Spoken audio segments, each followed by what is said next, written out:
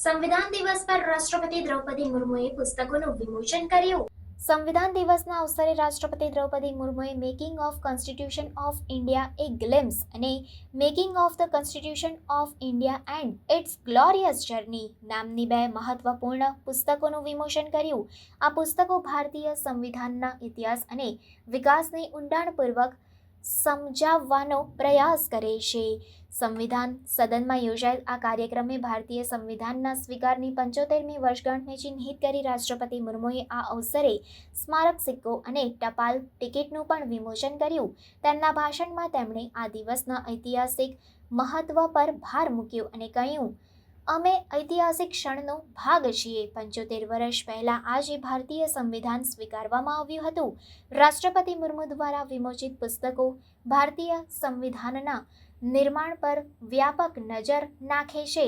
Making of constitution of India a glimpse drafting પ્રક્રિયામાં સામેલ મુખ્ય ઘટનાઓ અને વ્યક્તિઓની ઝલક પૂરી પાડે છે, જ્યારે making of the constitution of India and its glorious journey છેલ્લા 75 વર્ષોમાં સંવિધાનની યાત્રાને અન્વેષણ કરે છે, જે ભારતના લોકશાહી માળખા પર તેના પ્રભાવને હાઇલાઇટ કરે છે। રાષ્ટ્રપતિ મુર્મુએ સમાવેશ અને વિકાસને પ્રોત્સાહન આપવા માટે સરકારના પ્રયાસોની પ્રશંસા કરી। ખાસ કરીને હાશિએ પરના સમુદાયો માટે તેમણે ઇન્ફ્રાસ્ટ્રક્ચર, હાઉસિંગ અને વીજળીકરણમાં સુધારાના વિવિધ પ્રયાસોને હાઇલાઇટ કર્યા, જેનાથી સમાજના નબળા વર્ગોને નોંધપાત્ર લાભ થયો છે।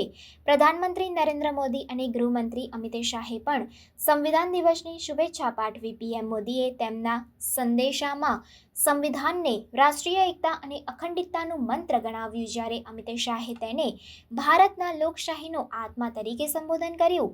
આ પુસ્તકોનું વિમોચન ભારતના લોકશાહી સિસ્ટમની પાયાની રચના કરનારા દ્રષ્ટાઓને શ્રદ્ધાંજલિ છે। તે સંવિધાનમાં સમાવિષ્ટ શાશ્વત સિદ્ધાંતોની યાદ અપાવે છે, જે રાષ્ટ્રની પ્રગતિ અને ન્યાય તરફ દોરી જાય છે। आज हम सब एक ऐतिहासिक अवसर के भागीदार भी बन गए हैं और साक्षी भी। 75 वर्ष पहले संविधान सदन के इसी केंद्रीय कक्ष में आज ही के दिन संविधान सभा ने नवस्वाधीन देश के लिए संविधान निर्माण का बहुत बड़ा कार्य संपन्न किया था। उस दिन संविधान सभा के माध्यम से हम भारत के लोगों ने इस संविधान को अपनाया, अधिनियमित किया और आत्मार्पित किया था। हमारे संविधान हमारे लोकतांत्रिक गणतंत्र की सुदृढ़ आधारशिला है।